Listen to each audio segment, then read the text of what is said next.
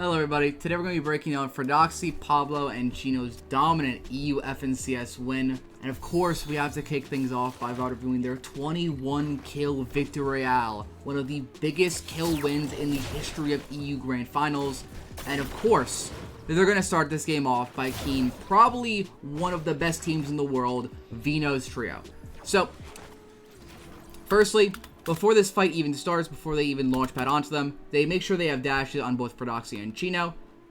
Now, normally when the Supernova team does this key, they all three hit this launch pad, and they kind of just like all three just fall from the heavens onto these two players. But what they do differently is they have Pablo working to the side, already creating this pinch angle. Now, this is already a pretty ideal fight, right? It's about to be a 3v2. They're going to get damage off from the start, but they're going to do a lot in this fight to get themselves even more advantages. So, firstly, before he even lands, he uses the kill switch revolvers to get damage off on Vino. Now, real quick, what a lot of teams and a lot of players would do in this position is they would just keep aggroing Vino, right? They would just focus Vino, smack on wall, Vino. But that's not that ideal, right? That's a 2v1. We can do a little bit better than that. We can focus Vico. Vico is fully isolated out over here. Every player has an angle on him. And so, because every player has an angle on him, he physically can't stop all three players. On top of that, because Fredoxie just did damage to Vino, Vino needs to take a moment, he needs to figure out what's happening, and he needs to just like recalibrate for a second. There's only so much a person can process so fast. Vino needs a moment to kind of just understand where every player is, what's happening, what's going on. And so if we watch Fredoxie's just POV, the second he's able to reload, he only focuses Vico. And within 15 seconds of this fight starting, Vico, one of the best fighters in the world, is dead. And then because we already have those dashes on, we're able to dash onto Vino. And now another one of the world's best fighters is dead. No full pieces, no fancy edits, just good positioning and just good aim. And every good player on this trio, I should say every good player, but the two superstar players on this trio are dead. And so while they kill the Spire, I want to talk a bit about Fredoxie's strategy compared to Clix's. So a lot was made up about how from Supernova Academy, Clix really struggled where Fredoxie was able to win. And one of the key things was Clix's trio keyed this split more than anyone else. Whereas Fredoxie keyed Pumped, Brutal, Lone Wolf more than they keyed this split up here. Part of the reason why Fredoxie keyed these splits down here is because even after you get your kills, you still need to trade. We're going to see it more in the next game, but keying a team like Lone Wolf in order to get their surge positioning is super important. In this game, they key Brutal Boxcars. They're able to get all of the exotic loot from the Spire, and then they're able to circle back. Because Supernova Academy is still in zone, they can still trade from this position. They aren't costing their ability to trade, they're just increasing their loot on top of that.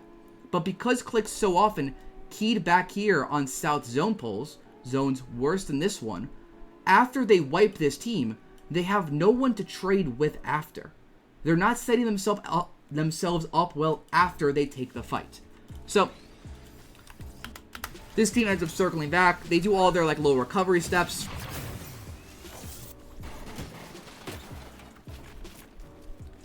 They go back, they recover their metal. They start to set up to trade over here on the west. But that is when Chino, who is still roaming around, hears or sees Vino or Flixie start to set up to reboot. Everyone dashes over. Fredoxie goes crazy with the dualies, takes out Vico, almost takes out Vino. But just like that, they are set up super well for this. They know this trio has nothing, and I'm going to switch over to Vico real quick, just so I can show on the map. Once again, perfect triangle setup. You're going to see this essentially every single fight they take. Their ability to create angles is elite. So they arc up. They know this trio has nothing, and even though they know they have nothing, they're still not going to rush this fight. What they're going to do is they're going to pressure them, and force them to make a mistake.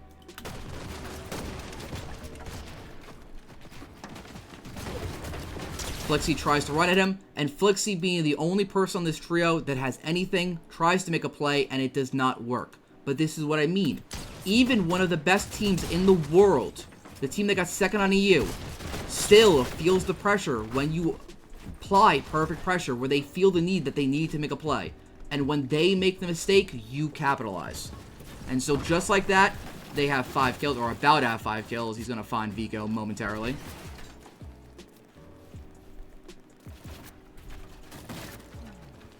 And so just like that, they have 5 kills, they have god loot, they have great position, they have everything they could need and want in this game, strictly based off just playing good angles. Now, one of the benefits of Supernova Academy when it comes to early game aggression is that this spot really rewards it, because when you circle back to this POI after killing spires, after killing players, you get to claim the B room and the A room, which means you guaranteed get capes, you guaranteed get essentially the best heals in the game. Literally, he could ask for nothing more in his loadout right now. So that's part of the reason why Supernova Academy is so good for his playstyle. Not only is it a center map like spot with a lot of teams to just key and aggro, but it's also just a drop spot that has a lot of rewards for teams that aggro. So I want to show this next play from Pablo's perspective real quick.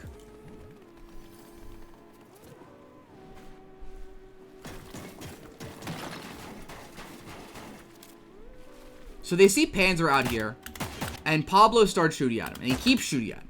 The thing about why Pablo keeps shooting at him is it keeps Panzer's eyes over here to the north. He keeps looking to the north because he's focused on Pablo. But Fredoxie is around here, and he's just going to keep dashing into the left, which is, again, going to create for them another kill based strictly off angles. And just like that, 2 taps, Panzer, and they now have 6 kills. Every single kill they have is on a LAN qualified team. SETI just qualified for LAN. He got like 4th in this grand finals. Every player they've killed has been good. And they've done it all based off just sheer angles. So they go up. Again, because they are now A rank, every single hero chest they open is going to give them a cape, which is going to be really, really important, because they are a team that prefers capes over dashes, especially when it comes to endgame. They do like a balance of both, but they really, really want capes. So, this next rotate, you're probably going to be a little confused. Why does Chino all of a sudden have a dash sprite and a cape? 2 mobility items. That's a bit odd. Well, the reason why is Pablo still doesn't have a cape. And so, they opened their map and they're like, hey, there's a hero chest center zone. If we use this dash sprite, dash, dash, dash, and get all the way down there without having to burn a lot of mats, a lot of heals, we're in a god center zone spot. We have kills, we have surge, and then we'll have triple cape. So they're essentially using this dash sprite to turn into an A rank hero chest. It's basically just like a temporary inventory slot, if that makes sense.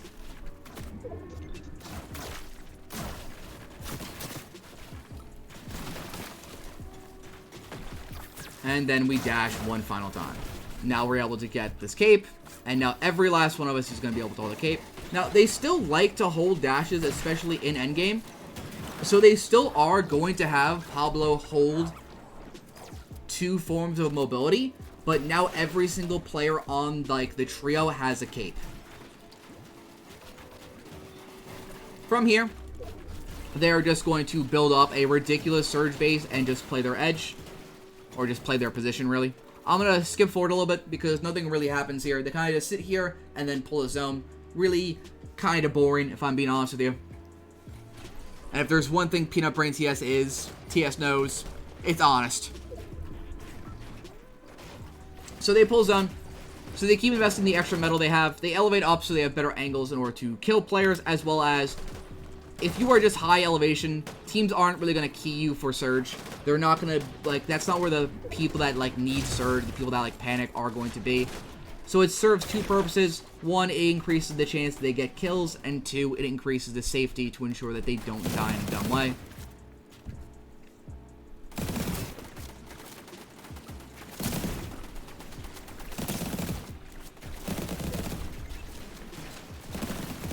So they focus this kill on CZB. Again, because they have so much mobility, they're able to afford to go late on this zone. So CCB almost pulls off the clutch of the century here, which does stagger their rotate a little bit, but because they get that upgrade to S rank, it does speed up the healing process onto Fredoxie. And so they go. Obviously, it probably would have been more ideal for them to go a little bit earlier, but again, because they have so much mobility, they have dashes, they have cape, it's not the end of the world that they're going so late. The more mobility you have, the more you can afford to go late, especially with capes, a mobility item where you can't take damage while you're in it. Next, what I've talked about a lot before is how on 7th zone especially, you want to be off edge if you're a stacked team. So rather than staying on edge where all of these other teams are, they choose to commit, dash deeper, and then cape all the way past this river. That way, all of the teams that are shambles in this lobby, the teams that need surge, the teams that need refreshes, aren't going to be near them, so that they can't be keyed and have their game griefed. You always want to control your own destiny, ensure that the game is in your hands, especially when you're stacked, when you have everything you need, dashes, capes, everything. And so it's really important here that they don't throw this game by just being in the wrong spot at the wrong time. Now, this is a pretty cool play that almost works out for Fredoxie, which is he's going to try and use the pull shotgun to pull the last player on this trio. Almost works.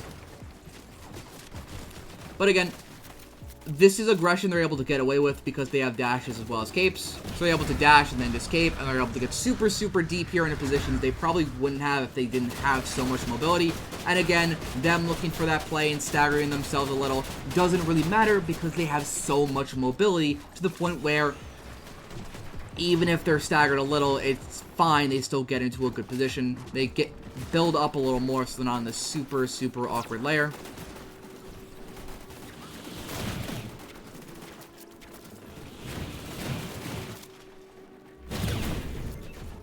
So, Fredoxie really quick just caped into zone there. It's kind of lagged while it happened, so I didn't bother really trying to slow it down for you. Try and go for a lurk play here. This next rotate really sets them up for the win, so I want to really key in on what they do here. So again, dash into a cape to maximize your cape distance. They drop low ground, and they establish a 2x2 instantly on low. Out of metal. And from here, they're going to keep this 2x2 going. And so whenever you're on low, you almost always want to have a 2x2 because just having a plethora of possible edits increases the chances you're going to find a kill. And that's could not be more true than in this game. Because they just have so much space, so many edits, Hari lands on their wall at a wood, drops down Hari, and then Focus is trying to dash past, ends up getting caught in that box, ends up dying. And so because he also has Invis Coin, a fresh cape, they end up gaining a massive double body refresh. Fredoxie now is 5-3-5. That is a game-winning refresh. And again, because they have capes, because they have dashes, they're able to stagger for a second, and they're able to put themselves in a good spot. Now, again here, they try and get full forward, and it gets just messy. It's a cluster. And so what a lot of teams would do in this position is they would keep trying to force their way through. They'd keep trying to force their way through, keep trying to force their way through. But Fredoxie and them don't panic. They take the game slow, they don't rush it, they pause in their boxes, and again, because they have capes, they can afford to cape later. So they pause, they look, try and get some damage.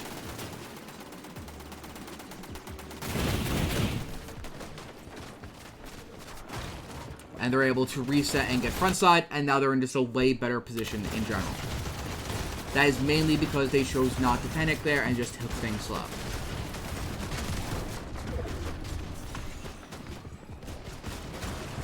So when zone pulls here, Fredoxie is one of the first teams to really identify that it pulls up.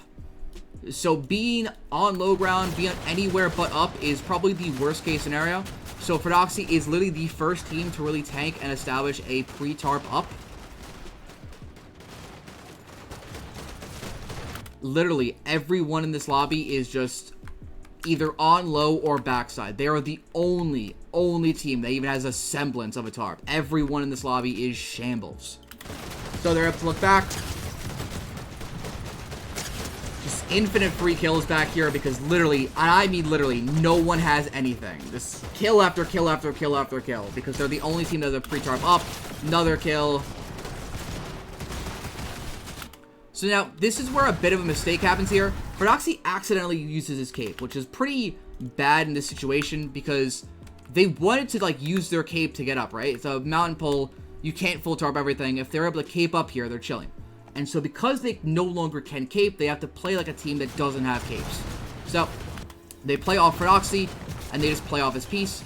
The Dooley's double shotty combo is really, really good for just claiming piece. And so he's just able to kind of just, like, lead them through this low ground. And then his cape's able to recharge. When his cape recharges, the first thing he does is focus height. And now that they know that they have height, they just go on a kill frenzy here. I'm going to mainly try and show Pablo and Fredoxie, as they're both like the two players that get the majority of the kills here. Jumps up in case Fredoxie goes up. Drops down because he sees that Fredoxie is not going up. Just tanks Swizzy because he knows he has the fucking close range gun. And then is able to take down Marius.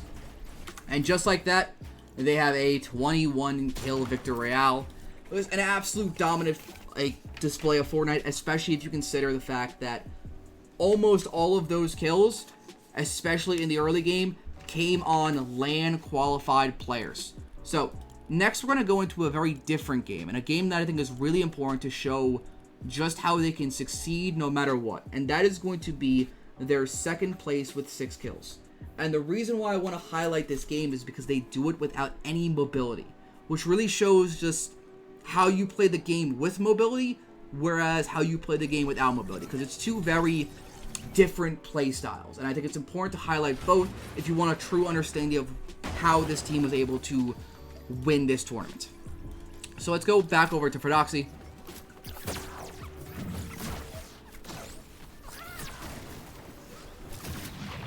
So, when zone pops, we can see it's like a really, really good zone for Lone Wolf, right? They're going to be able to sit here for 2, 3, maybe even 4 zones, just a god position on them. When first zone pops, there's no Spire and Boxcars, so Boxcars teams will be playing in this general area. They're going to be on the mountain. This team, no point in keying because they're behind us, right? We talked about this last game.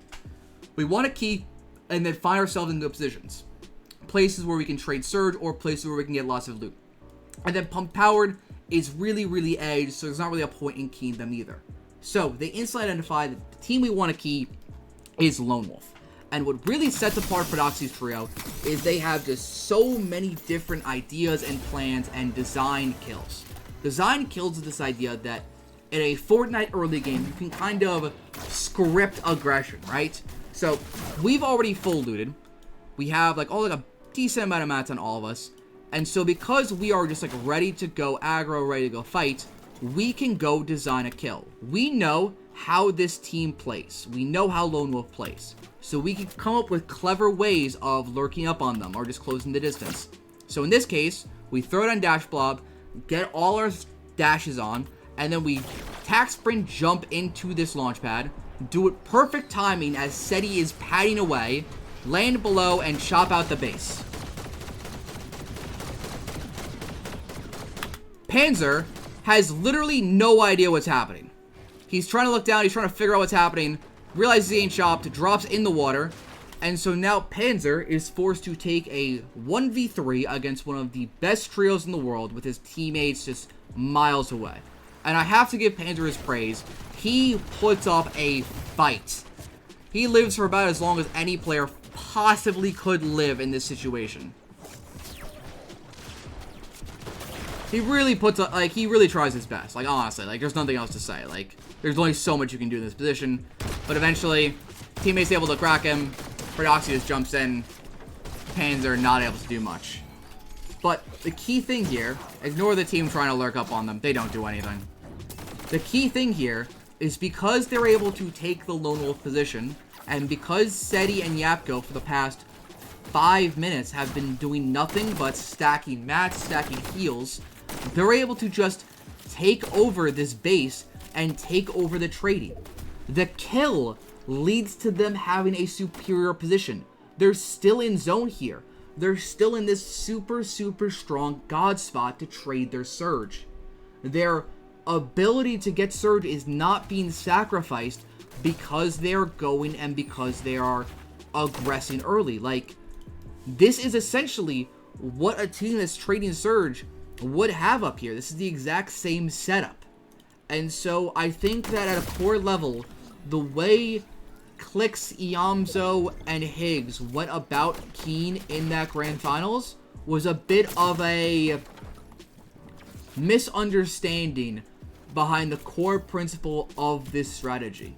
You can't get enough surge Keen alone unless you drop a ridiculous 6-kill game like they did last game, which is so hard to do consistently in grand finals. But you know what is consistent to do in grand finals? Isolate solos around you and then trade surge. Anyone can do this. And so because they do this, they are able to just reap the benefits. They don't get a great third zone pull, but because it's still so close, because they're able to stack whites, they can keep trading in zone here. The teams around them also want to keep trading. They want to be above surge. So I'm going to skip forward a little bit. I know you guys all love riveting DMR gameplay, as we all do, but I, for one, probably want to enjoy my night a little bit more than just watching this DMR gameplay. So see how even in zone, the team on RVs is still trying to look for a bit of damage. They're still trying to look for a bit of kills. Or, not kills, but trading. And then, like any good trading team, they have a certified heal box. And they're able to get stacked, and they're just chilling going into the rest of the game. A key little thing here is that a lot of teams, a lot of players in this situation would have just looked at this and just gone for the free damage. But because they have so much surge now, it's really important to shift your focus from looking for damage to looking for kills. If you're a player that's like always in opens, like you don't really qualify for much foul, you're in Div 3, Div 2, whatever. If you are one of those players, you are very rarely going to encounter really high storm surge. So playing to get kills rather than playing to get damage is a really important aspect of the game. So instead of playing for the kill or the damage there, he plays for a kill. They try and set up a 3-2-1, hoping they come into Lone Wolf or get closer. They don't do that, and then this trio proceeds to whiff every shot they have on them. But again, the idea is still true. They try to focus getting a kill, something that actually gives them value, over trying to just get damage and bump up your kinch stats. If you're in games where surge really isn't that big of an issue, you really need to focus on it because it's a very important aspect of the game if you want to start to improve, because getting kill or 2 extra per game really does matter in the long run. So we dash deck in order to get in closer. Now, this next play is kind of wild, if I'm being honest. I have no real other way of putting it. So we come in here, we see this team fighting, and we just decide to just chill, just kind of vibe out in these old wood builds below here. And it somehow nets us a kill. A lot of what this tournament is Fredoxie being the most unexpected man in the history of competitive Fortnite. Who expects a player to be here, let alone a full trio? Marius comes in. Go for that little side piece on Marius, and literally nothing Marius can do. And just like that, they find themselves another kill. Pretty high value kill, as it gives them a Chug Jug and a cape. Is super valuable. But the key thing here is that Fredoxie is the only one with a cape. So Fredoxie with a cape, 1 dash. Pablo, no cape, no dash. And then Chino, no cape, no dash once again. He is the only player with anything resembling mobility. So how are they going to play out this endgame with no mobility compared to a game where they had all of the mobility? First thing they do on 6th zone, while it's still a 2-tick, they are going to tank it. Again, though, circling back to what I said last zone, he could just shoot right now and try and greed for the singular solo beam on the Ghost. He looks for it, and then Ghost builds, and so he doesn't shoot. He doesn't get greedy. they get patient. And so, even with zone bearing down on them, where a lot of players would like get nervous, they'd get cracked, they'd be like, Medmist, Medmist, Medmist, run in zone. They keep lurking, they have awareness, and they take things slow. This level of composure is super, super hard to achieve. Again, it does not net them a kill, but these are the setups. These are the habits you have to make if you're going to be a team that is going to find all of these weird, random mid-game kills, all these super, super creative plays. So after they try and look for that kill, that refresh, they then throw it on Medmist. Again, it's super important to play for kills at this stage of the game because they don't have mobility. Every kill they get is potentially a win condition for them because they don't have the mobility they need. Zone pulls max, they instantly react. Fredoxie tries to dash attack and it doesn't work. But because they instantly wet, all of a sudden, the teams next to them start fighting, and the team inside the building comes over too. And so all of these teams over here, if Fredoxie's trio is still here with no mobility, their game is over. Dead. RIP. Because they have no mobility to recover, it's over. And so now they have a super free rotate in along this edge into 7th zone. And this is where things get interesting. A lot of teams, when it comes to 7th zone, where they don't have mobility, view it as this is the zone to get mobility. They choose to play on the congested edge because the mindset is, oh, I can just run a pre, I can just, a guy's going to land on my wall, I can get a kill there. But that's not what Fredoxie and them do. Rather than staying on edge of 7th to try and look for a kill, try and make a play, get the mobility that way, they choose to go deep on 7th in order to get superior positioning and ensure that no 8th zone pull, the first like partial zone, moving zone some people call it, is a good zone for them. So while his two teammates are center zone, Fredoxie is going to go down and get a really good, strong refarm on. This is, again, really important because they don't have mobility. They need every last build they can get. And so they are just sitting, waiting, and they are ready. Those second 8th zone pops, and they instantly go. Instantly. So again, to focus on a difference from last game to this game, last game we saw a lot of them staggering, waiting, using those capes and those dashes, whereas this game, where they don't have that, you see them being a lot more ready and reactionary to zone pulls. Now notice how Pablo, the second Fredoxie's low, takes over leading to ensure that they're not staggering too far in this rotate. This play right here, so smart. Smacks the wall low, edits the cone up, and looks through his cone and sees Cringe holding the wall.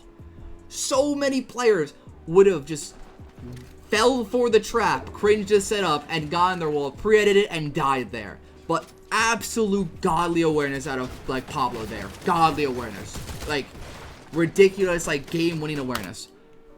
Let me also rewind and show another really strong awareness play out of Fredoxie too. Gotta also highlight the IGL, you know?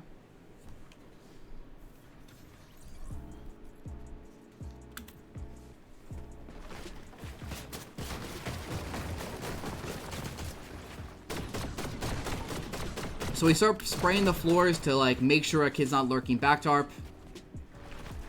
When they realize he is, they decide to cut in left and play below. Now, they do invest a lot of mats here, and they have to. If you're coming in onto 8th zone and a team is, like, playing pretty aggressive, you just have to invest mats. You have to make it so that they can't get a free kill on you. You have to do it. There's no ifs, and or buts about it. Fredoxie tries to get PC, but he's not able to get off the piece.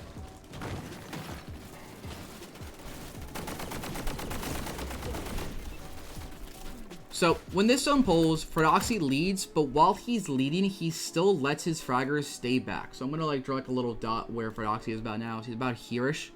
And so because they have, like, a full tarp leading from where they are to where Fredoxie is, and there shouldn't be a world where a team can cut them off as Pablo and Chino are looking back, he gives his fraggers the opportunity to try and look for a refresh kill on backside.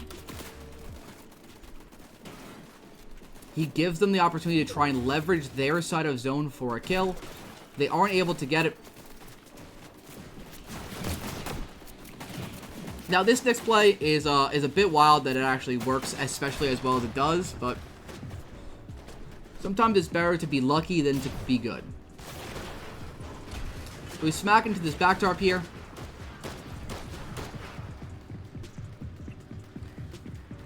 Because this trio closed off their back tarp so far from, like, what's it called? Where they are now, they didn't build a wall here. Because there's no wall here, they have no audio on Fredoxie and them smacking into their back tarp. They're able to just walk over. Pablo runs over at the freeze, and they're able to get a pretty good refresh onto Focus. Another land qualified team.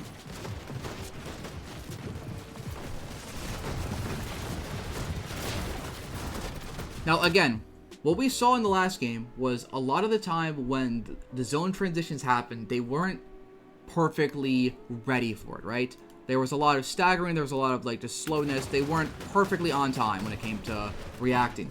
In this game, however, the second zone pops, they are there. Like, Usain Bolt, track sprinter. Instantly, front side low ground. That is the type of just response you need as just a low ground team if you don't have mobility. You have to be quick. You have to be ready. If you are not, if you stagger, if you waste any time, you run the risk of being cut off. Fredoxie does a good job of instantly going to cut off this team on low ground.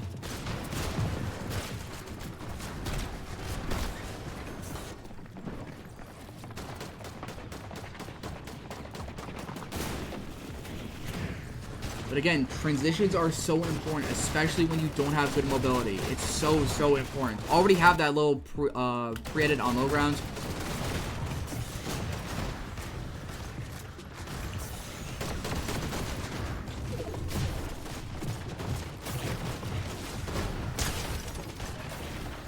So because they pull back, they don't have a zone to react to.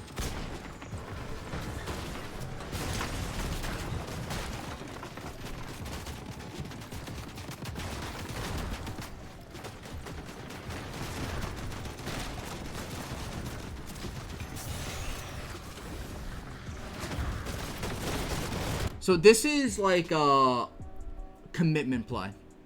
They have four builds, 3 builds, and 1 build. They need to make a play.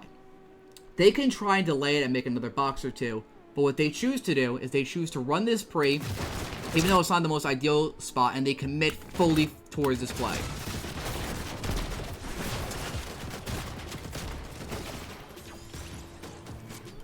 We're able to get a couple kills from this spot.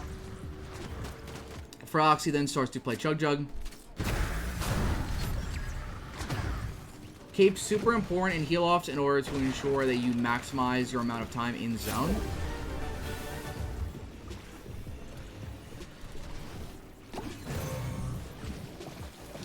Get Storm Sickness, isn't able to get in, but they're able to clutch up a second place there. Combination of the heal-off play there, as well as just them playing super, super strong, especially on those zone transitions. So, next I'm going to go into another game that I think is particularly strong from them. So, I'm going to go to their 7... Actually, I'm going to go to their 3rd place with 8 kills. I think this is another super, super strong game. So, I plan on showing 2 more games after this, because I think all of these games I'm going to show have... Jeez, my voice for a second.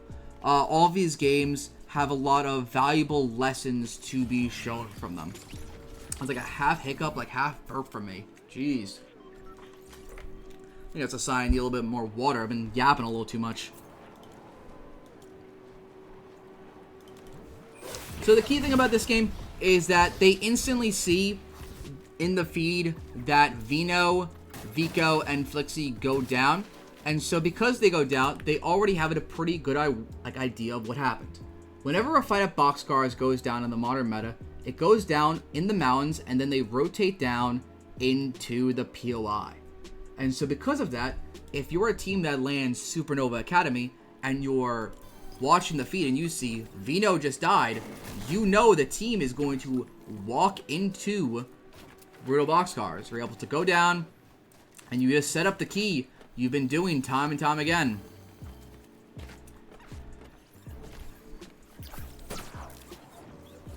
You set up dashes and you just go.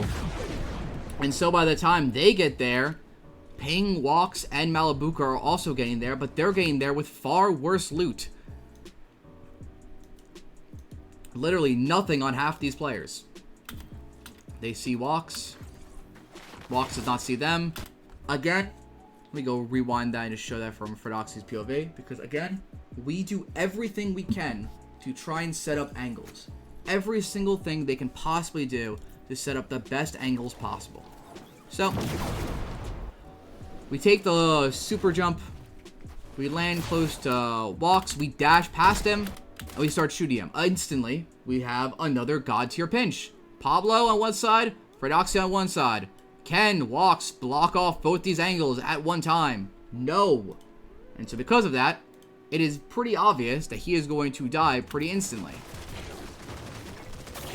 Being sprayed from the back. Instantly dies. Basically nothing he can do there. Literally nothing he can do there. And so, again, we are forcing fights in these early games, early to mid games, and we're almost always winning these fights because of good positioning. We're not winning these fights because we're more mechanical. We are winning these fights because we are more prepared. So I'm going to go watch this for a little bit, and then I'm going to skip a bit ahead, because what ends up happening is because they have a super strong supernova zone here, they don't need to key anybody else. The pump team also just did not load in, it seems. And so they just set up their normal surge at this RV park. Or as the Europeans who are going to watch this video would call it, a caravan park.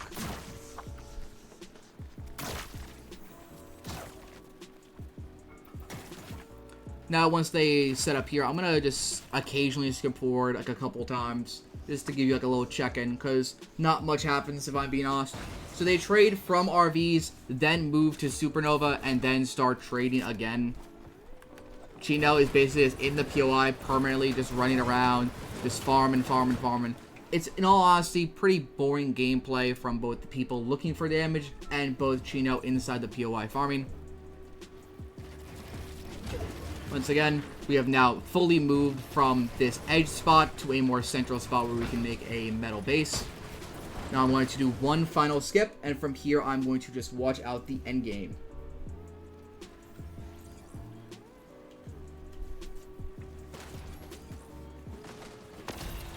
So they pull like a pretty strong edge here on Supernova, and they have this like this god tier base. They have extra heals. They have basically everything they need. Next zone pulls. Oh yeah, just an FYI, Fredoxie will be bugged for this entire endgame. Whenever he is ADSing, he is going to look like he is jumping. So whenever you see that little bit of animation there, just know he is not jumping, he is ADSing. Whenever you see him doing like a little goofy jump, he is ADSing.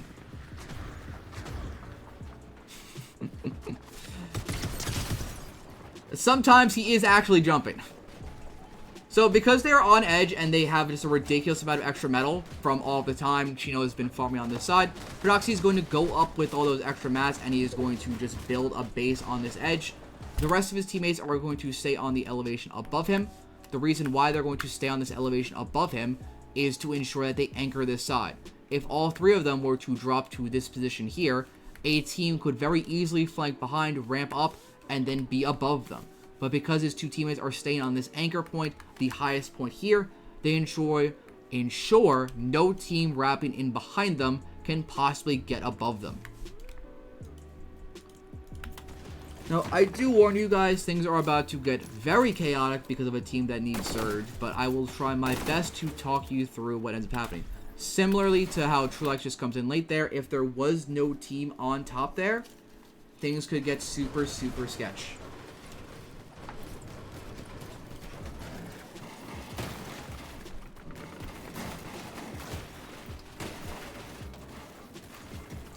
So we keep farming. Pablo goes up, and then he hears footsteps. The reason why he hears footsteps is because this team needs Surge and is currently cranking 90s trying to jump on their head. 500 below. So I'm going to go over to Chino's POV because Chino's the one that gets all 3 kills. Comes over. Pablo's able to buy himself enough time for Chino to get onto his wall and kill the player.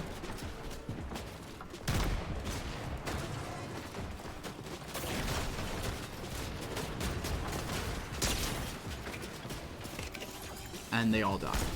So it definitely did get a little sketch there. Fighting on height against a team that needs Surge obviously isn't ideal, but they are able to clutch it up.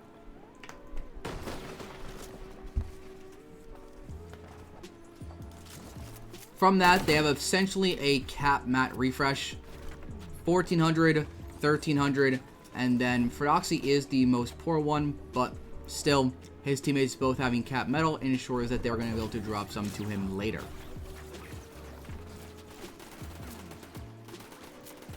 And then he's able to find more on the last body, and so now we are actually all cap mats.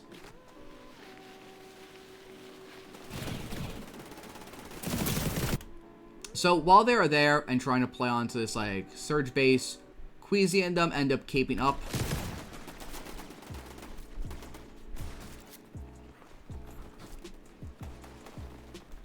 Because they are so stacked, they do not need to overcommit for this height. And so they just reset, they play below, and they do not panic. Again, this has been a very big trend for this trio. They do not panic. Zone pulls max. They end up getting together.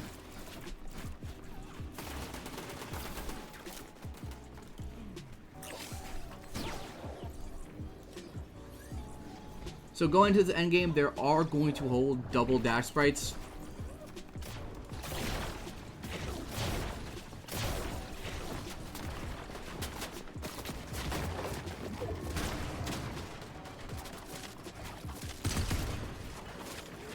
Fredoxie loves these dualies.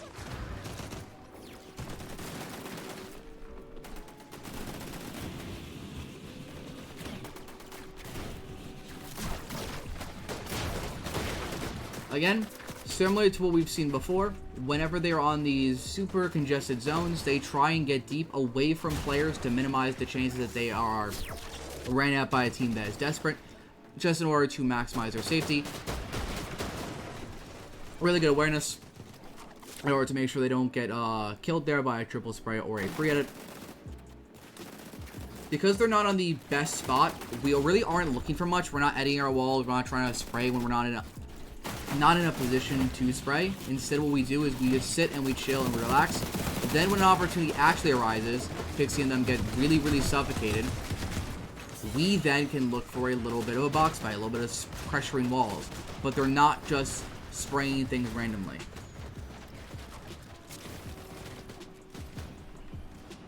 So Fredoxie marks his old boxes that they dashed from, and so that is where he's going to try and go. Because a team beats him there, he dashes in front of the boxes, and again we're going to use a med miss in order to tank and take low. This is the second time we've seen this play in this Grands.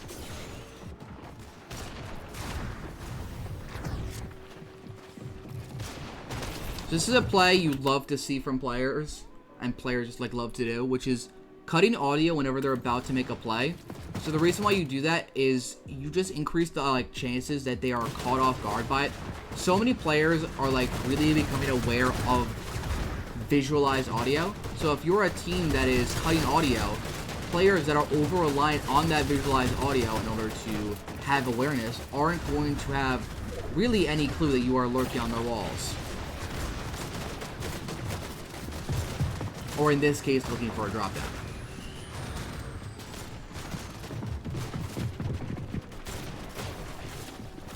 So again, because we are the first team to react to zone, we were able to get this little right side low ground to ourselves.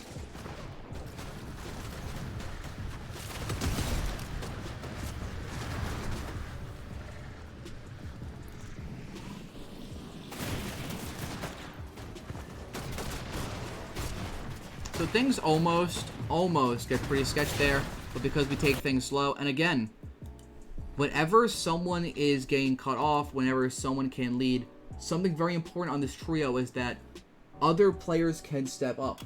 In this instance, it's Chino. When they get cut off, Chino is the one that's able to go around to the right and dash and get them a prime spot in zone. They aren't only relying on Fredoxie leading them. That is a very important skill set that not enough fraggers really have. He tries to go there, gets cut off, instantly goes front, establishes a position, gets off that sketch layer, and finds them in a really, really good spot.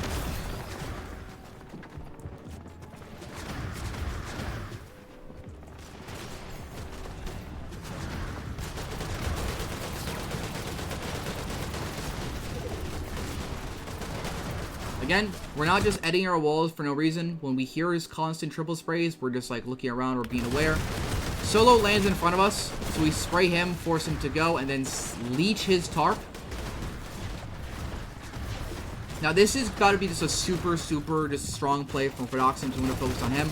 We try and look for the drop down on this player. Then as we're looking up, we see in that like singular frame, that floor break. We look, we see it again, and then we just start cranking. We instantly just make the call, go up, go up, go up. And because of that just like half a second, like 10, 15, 20 frames, where he saw that floor or that ramp being broken, they're able to go up, they're able to get height. Super important awareness out of Fredoxie there. Even if he didn't see it get broken, he probably would have come to his teammates to chop it, as it was built up out of wood.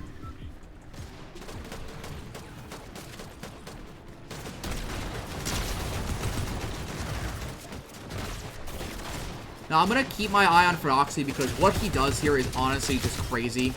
Again, these dualies are insane. It is crazy how underrated they were this entire season.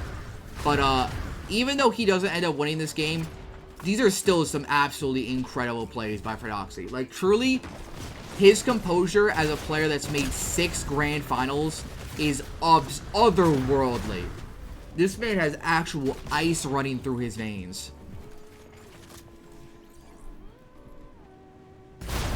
So team capes up, goes, looks for a play, hits a 50 tag, dashes into Storm, waits for his tag sprint again, and almost pulls off one of the best plays I've ever seen. Doesn't get it, but still, third place there. Really strong game. Again, you're seeing that when they don't have capes, they are way more focused on making sure that they have those super strong transitions. Now, I want to change up the super strong end games they've had to focus more on a game where they got a lot of kills, but they didn't do as well in endgame. And I want to show what a bad endgame from them looks like, while also showing a game where they get a lot of kills. Because there is a lot to take away from this game when it comes to kills. This is also one of very few games where they don't key south. And you're going to see it when, whenever this replay loads. So how about this weather? Alright, now we're in. So,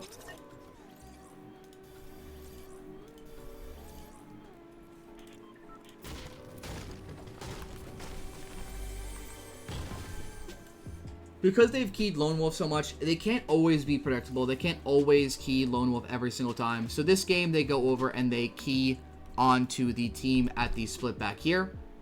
This is a play Clix did a lot. I feel, and I'm of the opinion that Clix did this play too often rather than keying the teams to his south. But, alas, I am not the tier 1 IGL that Iyamzo is, and I am not the tier 1 coach that Bloodx is. So, what they're going for here is they're going to try and kill that team and then circle back into Supernova afterwards. So, they use their dash tech in order to get over there as fast as possible. Something else you're going to see on like zones where they're keen to their north, they are very much less afraid to use dashes. The reason why is because after they fight up here and they like ZZZ them, when they circle back around, they are able to put those dash sprites into the shrines. Bless you. And they're able to put those dash sprites into the shrines, and because of that, they're able to recuperate any real dashes they used here. Fredoxie, again, is going to set up a triangle super well. So he goes all the way over here. He sees Howley go off to the north. He comes that to his teammates. And he sets up, again, just a god tier pinch. Second, he's like far and he doesn't have dashes on. He sees Howley. He puts dashes on.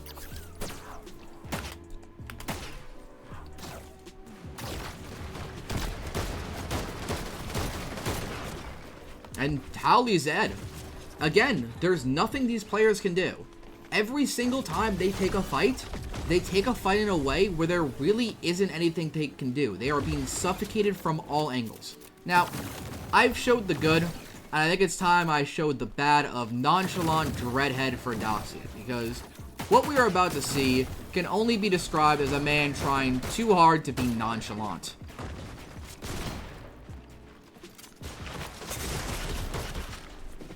So, while it is a bit troll how Fredoxie died, he obviously did not expect that player to run back and slide, and it's whatever. I want to highlight what Pablo does to ensure that they get the res off here.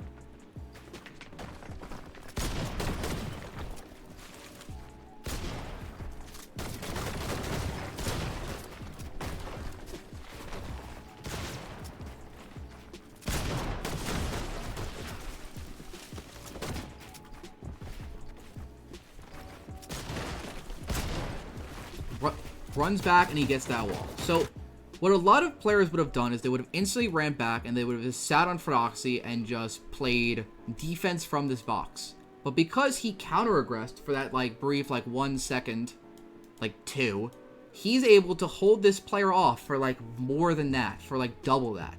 Essentially, it acts like a 2x multiplier. He invests 2 seconds, that guy invests 4. And so when it only takes about 5 seconds to double res, him doing that ensures that they're able to get Fredoxie up. Fredoxie's up now, and so even though they were acting like a little bit too nonchalant there, they're able to recover pretty easily. Now, this is where things really start to get pretty sketch. We now have 4 teams in like just the vicinity. We don't know where the duo is. We don't know where the trio is. We don't even know how many teams are here. So things definitely do get sketchier. Again, though, circling back to the first game, Supernova is a drop spot that is super, super good for recovering.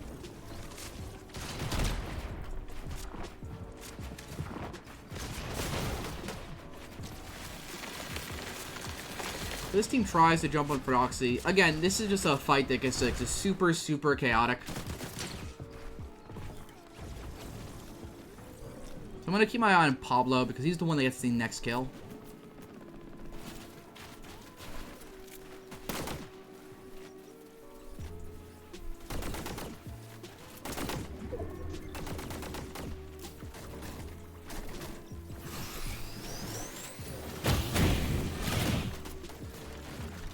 So eventually, what ends up happening is the 2 teams end up trading knocks.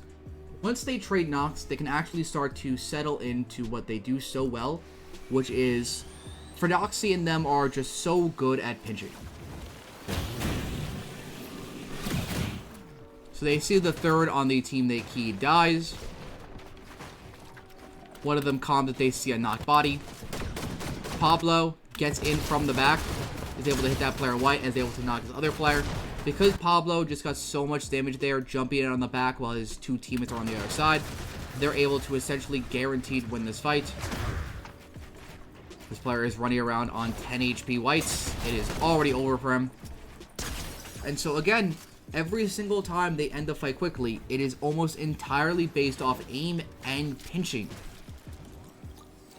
While the 2 teammates are on one side pushing in, Pablo gets on the back and is able to punish them. The super, super strong fighting fundamentals. When it comes to just trio fighting and making fighting as easy as possible, I really don't think there is a better trio in the world. Now, I do think there are better fighting trios in the world, obviously, like PeanutBrainTS, for example, Acorn. I would even say I think Vino is a better fighting trio. They make and they take so many easy fights, so much more than basically every other trio, to the point where it really does make it a lot easier for them to be great. Now, this next fight is actually super techie, again, from Fredoxie. Like, almost every fight you see from Fredoxie is Fredoxie just being super, super techie. It's not him being mechanical, not him being, like, crazy. It's just him being just super techie. So, they tag this player over here, whites. So what does Fredoxie do? He bounces off the umbrella, lands next to him, and then chops him out insta. Forces this guy to cape. dashes away, and then while sliding, headshots them. Like, the way he kills players is ridiculous. And just like that, they have another trio away. As Fredoxie is currently hiding best he can. And so just like that, they have 6 kills. Now, the thing to know about this game is obviously not ideal zone for them to be this, like, late. Even though they do have a lot of kills, the amount of whites they're currently invested in their inventory is not ideal.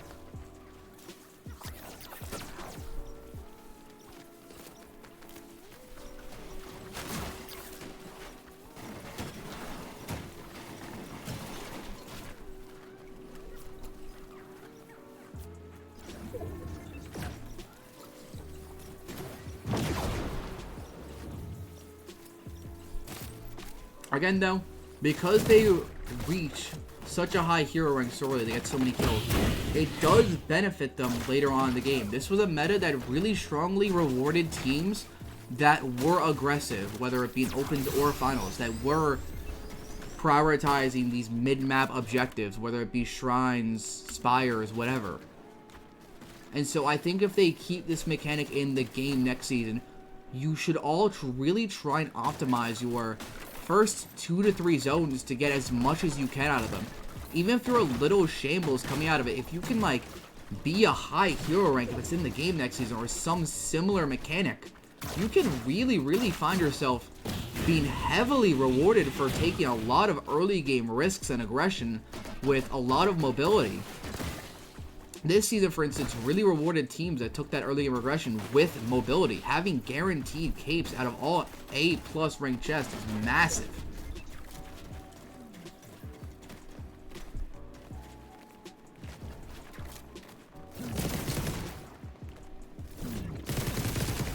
So now, obviously, this is not the most ideal zone for them, given that they are the most north team. But again, having triple cape and a dash sprite is very good for them. But what I want to talk about and, like, highlight this game is what they do differently compared to their better end games earlier. And then I'm going to close this video out with one more game after this.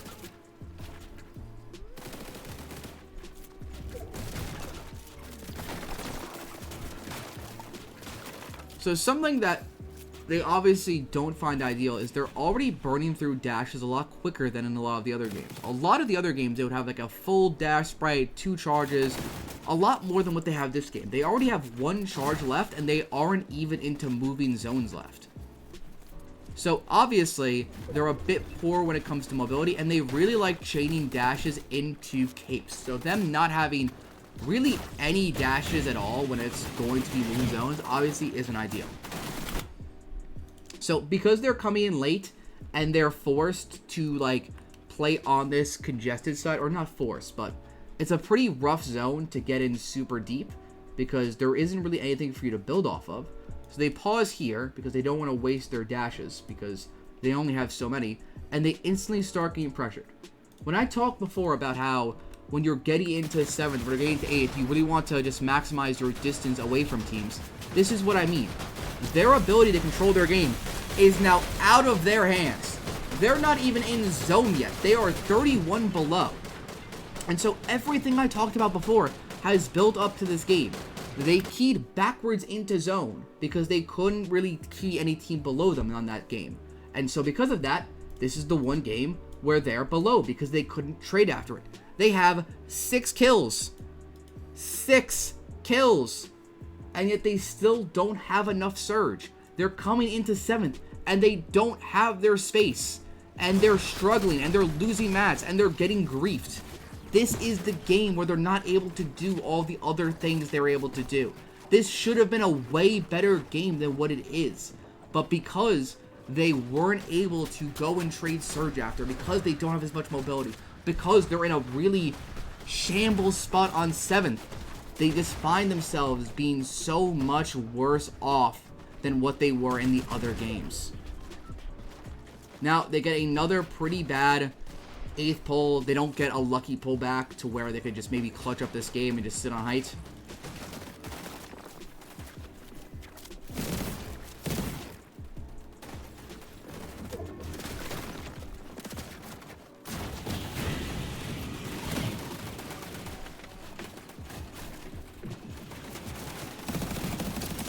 So this zone, they are able to find themselves in a bit of a better position. So they are able to find themselves like a bit away from the congestion, which is mostly below them. However, because they still lost so many mats on that previous zone, Fredoxie now has 600 mats, Pablo 600 as well, and Chino has 400 mats. There were games where one player would have as many mats as this entire trio combined at this moment. And it's all because in the 7th zone they had to burn through like 500 or more hard mats because they were in a really bad spot on 7th.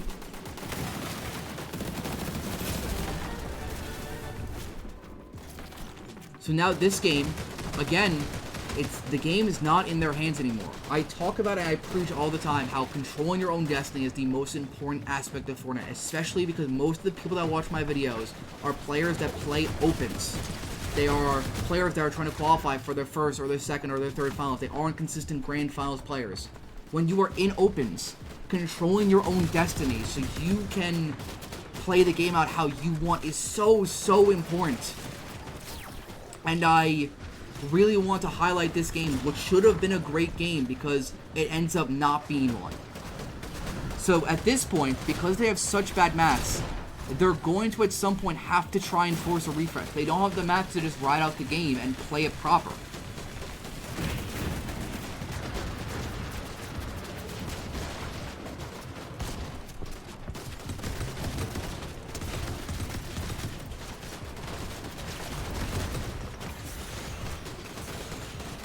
Throws on Medmis. This is a good aggressive play to just jump on this player.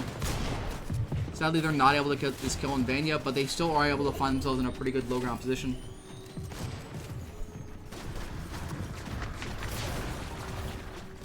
But again, because they now get a pretty rough zone pull, they find themselves, Fredoxie having 0 hard mats now, frontside zone. If they don't get a kill from this position and they're on a pretty high layer with pretty low chances of getting a kill here, they're about to have to commit to try and find a kill without any hard mats. This is not a very strong position.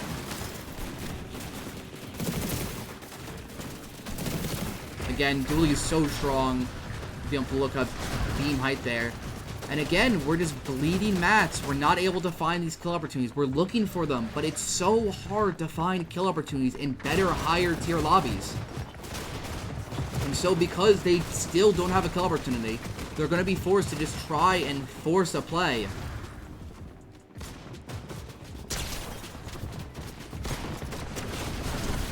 So now, you're probably thinking to yourself, well, they're back in it. They just got a kill on Seti. But Seti was just lurking back tarp. You can already assume that he has maybe 3 builds max. He's got 0. And so because of this, because they're now getting kills on Kid's backside because they're forced to stagger because they have no hearts to play front, the kills they're going to get aren't going to be valuable kills. Combine that with the fact that they are scared to go for these kills because they don't have time, because they have storm sickness, and it's just a recipe for disaster. Pablo's forced to go up. They land together. They have no mats now. And a team just jumps in on them from the back. So even though they now wipe this team, they have nothing. They're staggered backside. And they are a duo. Their win condition is gone. They don't have frontside low, they don't have good mats, and they don't have a third. They don't have anything to win this game. The best they can hope to do is try and ride out this game and get as much placement as possible, which is just a position you really don't want to find yourself in. They can't even play out this med mist he has because they have storm sickness. And then Chino goes down. So I wanted to really highlight this game because I think it shows off a lot of how what they do in their best games, if they don't do, and like really show off like how things can go wrong, if that makes sense. And so the final game I want to show you guys, because I don't want to go for too long, is their 7th place with 8 kills. So there's a couple cool things I caught in this game, some intentional, some unintentional, but I really want to like cover it.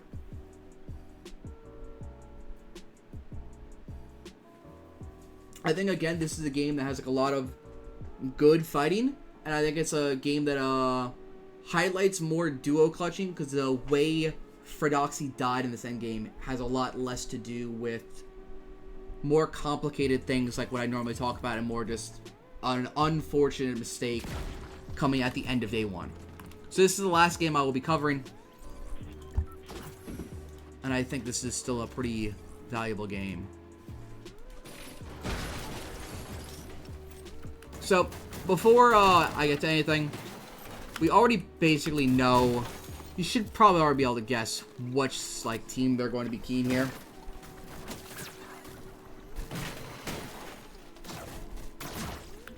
And that is Lone Wolf. The reason why they keyed Lone Wolf is it takes too long to get to pump to kill them whenever they get the Mythic Spire. So keying them there is they're just going to be keying a team that has a Mythic Spire loot. It's not worth it. Again, Brutal Boxcars, keying them when they don't have Mythic Spire is kind of trash, because you're going to be keying a team that's going to all be up here, not down there. You can't just launch pad on them. It's going to be a very slow key. But Lone Wolf has a pretty good position on this zone and can hold all of these teams and get a decent amount of surge onto them. Whereas these teams on the right don't have the same case. So they're going to be keying Lone Wolf this game. Again, we get our pre-dashes on. We don't take the launch pad this game. When I talked about before how this team has like a lot of different ways of coming up with like W keying them, I meant it. It's important that you have like a couple different plays in your playbook to like key teams around you if you're a mid-map team. Whether it's opens or final, just having like some different fundamental plays that you can just rely on is really, really important in order to just perform. So because they have so many different ways of keying Seti, Yapko, and Panzer and them need to set up to trade Surge, they can't possibly be ready for every single, like, option. So Yapko runs back. What is he supposed to do there? What is he supposed to do? They're keying them before first zone even closes from Supernova. And I've somehow clicked on a different team. And so because of this, they now find themselves in a god spot. Now, unlike the other game where Seti and them kind of just like let them camp guard and didn't really like care enough to, not care enough is not the right word, but they didn't want to risk their game to try and play for card. This game, Seti and Yapko or actually Seti and Panzer this game, are going to try and spin the block and come back and play for card. This is something they did not do in the other game. And again, this is what I talk about, man. They key and then they trade. In every game that like they really, really do well in, they key and then trade. They key more center than keying more like, what's it called? More edge. And this is a game where they're not able to like have as much time keying, right? This is a game where they're going to be forced to leave after this zone. So they're not even going to be able to get as much damage here as they could have, but they're still going to be able to put themselves in a really, really strong spot. So as they're getting ready to leave, Seti and them come back to try and get card. I'm going to try and show Chino's POV.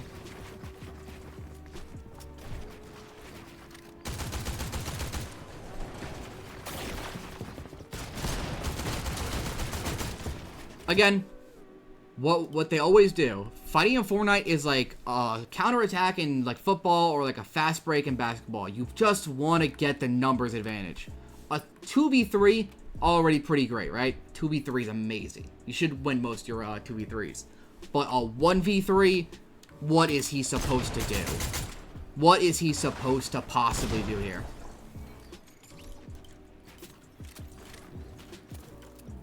They call, like, really, really good strikers, like, clinical. They're clinical strikers. And that's, like, the perfect way of, like, describing this trio. Like, they are clinical. They are surgical in how they approach, like, every single fight. So, Pablo runs through, finds Seti, full boxed. First time you're gonna see, like, all day of just, like, this full piece leading to a kill. Somehow, in the team that got the most kills on EU, somehow, like, a rarity to see. But I know I've been highlighting just like how good they are when it comes to just like fighting, like positioning and everything else. But I also want to just like highlight that they are still all highly incredible at when it comes to just like mechanical Fortnite. So they see this guy just running around here out in the open, just healing. And so you already know what they're going to do. So they throw down dash sprite, get dashes on. Close distance. And so Chino tries to dash on his back. I'll go back to what ends up happening in like a second.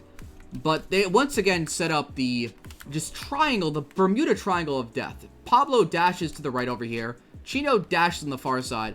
Fredoxie builds up on the left here so he can try and pressure off this teammate he knows is here, while also having an angle to support.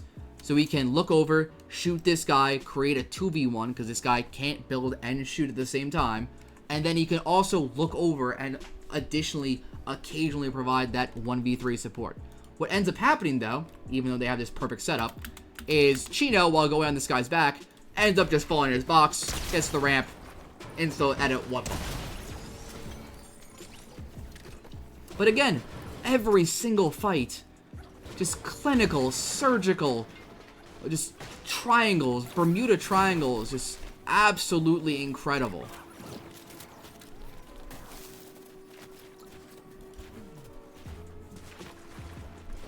So they end up looking for this guy, and they do end up finding him.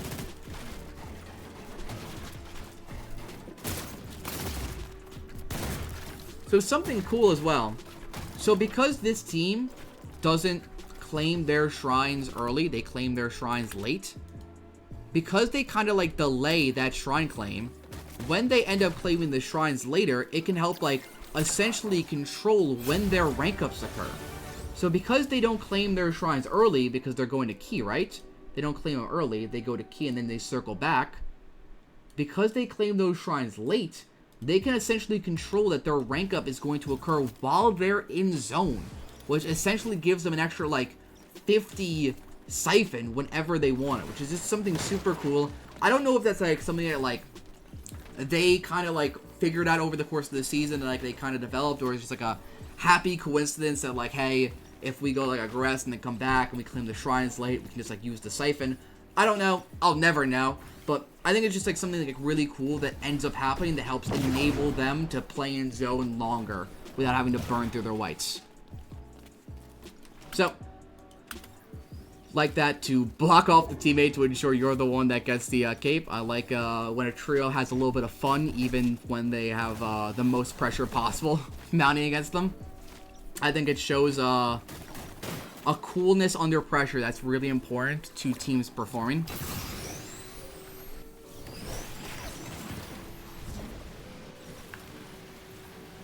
So, mobility, just quick mobility chain.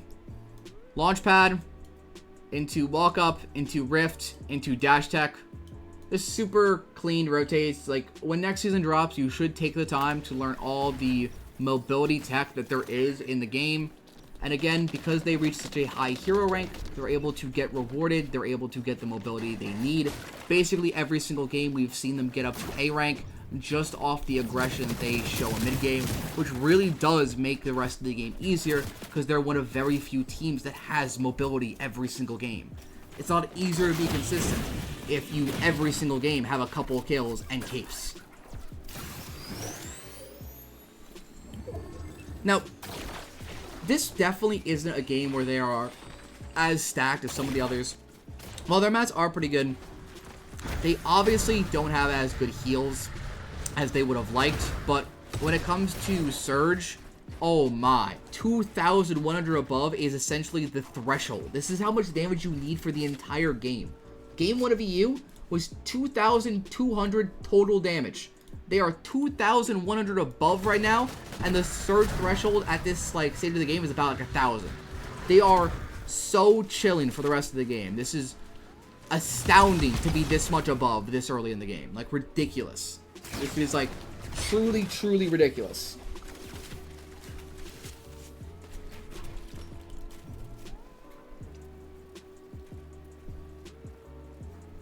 Again, because they're a little bit off edge, when zone ends up pulling max, they're able to be one of the first teams to react to this. There's essentially like no team that's going to be able to beat them. And again, because they are like decently stacked but not overly stacked, they got in like a little bit off edge rather than being on edge to minimize their risk. I know I'm going to keep sounding like a broken record when I constantly say that, but I think it's really important to talk about because The one game where we saw them not be able to do that is the one game where they really struggled. I say it because it's important. It's a fundamental truth about Fortnite. The more you are around other players, the more those other players will grief you. They are not your friends.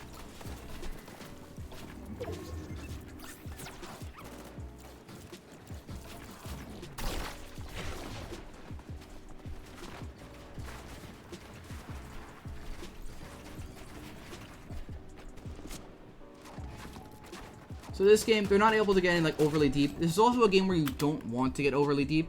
So on a water zone like this, half zone can't pull anywhere in the water. It's a fundamental truth of Fortnite. It can't. So zone is almost guaranteed to pull back somewhere up here. It actually is guaranteed to pull back somewhere up here. And so because of that, because you know zone's going to pull back, overextending deep is not what you want to do here. Even though you don't want to be near teams, investing metal and having extra space is important, but you don't want to get in too deep because you know you're not going to pull. Or you know you are going to pull.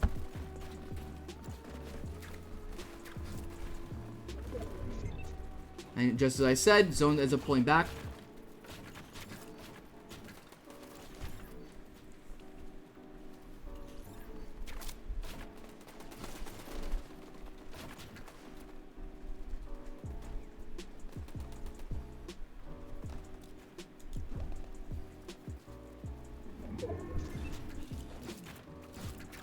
So, once again, I personally did not realize how strong the dualies were when it comes to just looking at height. My goodness, is this good? So now, again, what I talked about before, because they had to play in close on 7 zone, they find themselves being sprayed in positions they don't normally be sprayed.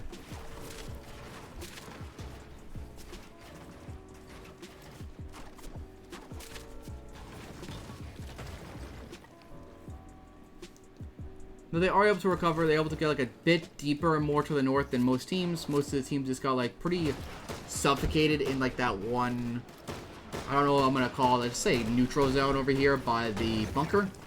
Whereas most of these other teams are kind of, or Fredoxie is kind of just chilling more north of everything. Because they have no real kill potential, they're just waiting for transition.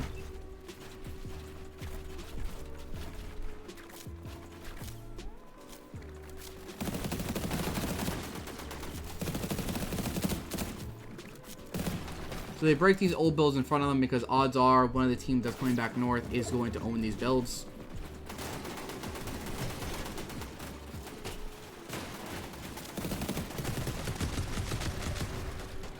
So we see like a really, really juicy body back there that has a exotic shotgun. So we end up playing for it.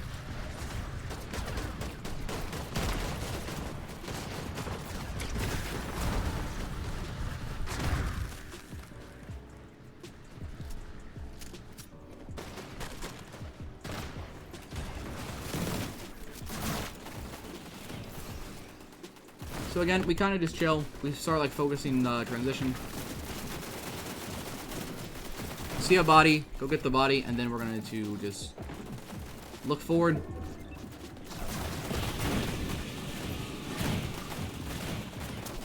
So now, this is just very sloppy team play. So Fredoxie is going to stand here and start popping a big while Mappy breaks his top. And that is just going to die. So I imagine what happened there was Fredoxie started screaming, hold my top, I'm healing, I'm healing. And then no one ended up holding for him. But I really don't know. But I wanted to show this game because while it is a game that was almost sold because of a sobbing mistake, it is a game where they're still going to be able to clutch up a pretty decent amount of placement points as a duo. And I think it was a pretty good duo clutch. I think there was a lot of good fundamentals. The first thing they do is they invest and they make a lot of space early. You just want to invest so you can just like not insta-die. You're just trying to like, get as many points as you possibly can as a duo. It's very rare that as a duo you find yourself winning games. So just getting as many points as you can is really, really important, especially when you're in a position like this. You're chasing a qual, you're chasing money, whatever it is. You just want to get as many points as you like really can. Again, a lot of people would have just like really rushed this body, but instead they both wait, they're both patient, they wait for zone to pull, and when zone pulls back, that's when they really start to focus this body, and they go for it. They did not rush this body early, and if they did rush that body early, there's a very real possibility that one, if not both of them, will die. Real quick, I just want to show off what Pablo was doing there while Chino was going for that body.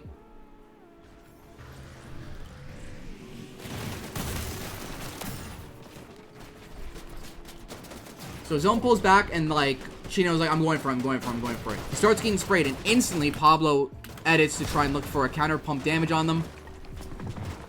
So while he didn't go over and hold for him looking for a counter edit did take off and alleviate that pressure to ensure that his teammate has the ability to try and grab that mats.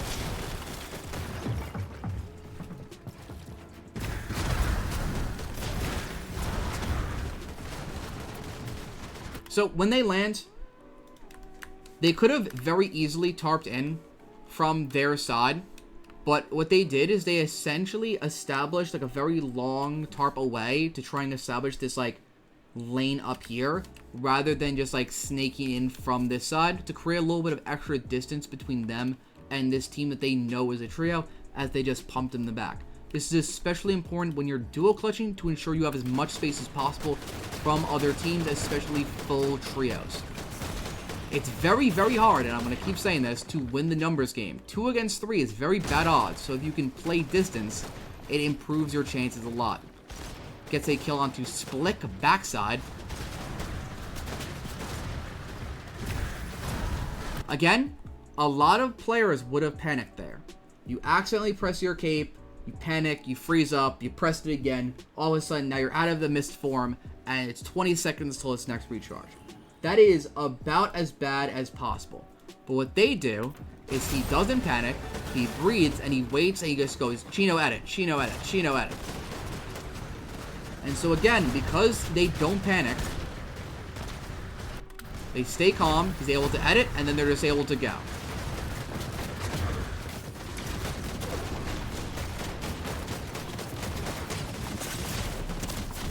So now, things definitely got a little bit messier than they would have liked. This game definitely could have been a better clutch than what it was. But still, it is a very solid overall game. We're going to watch the rest of this Chino clutch. So this is like one of the hardest games to solo clutch or duo clutch. Are games where the layers are super, super congested. So because this high team knows what they're doing, you basically have all 7 teams down here occupying, what, 1, 2, 3 layers, and Chino is now the only one on this 4th layer sitting under 2nd height. This is like worst case scenario. Like, the more layers is the better when it comes to solo and duo clutching, because it means you just have more of a chance to just have distance from another team. He is able to just lurk through this like old builds underneath height, which is going to give him like a pretty decent chance to try and like clutch out this game. Find some of his old builds.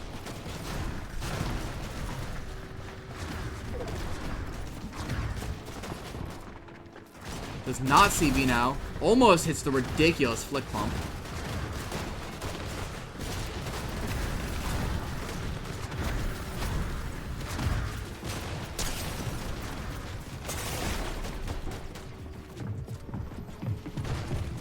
And then dies if we don't max.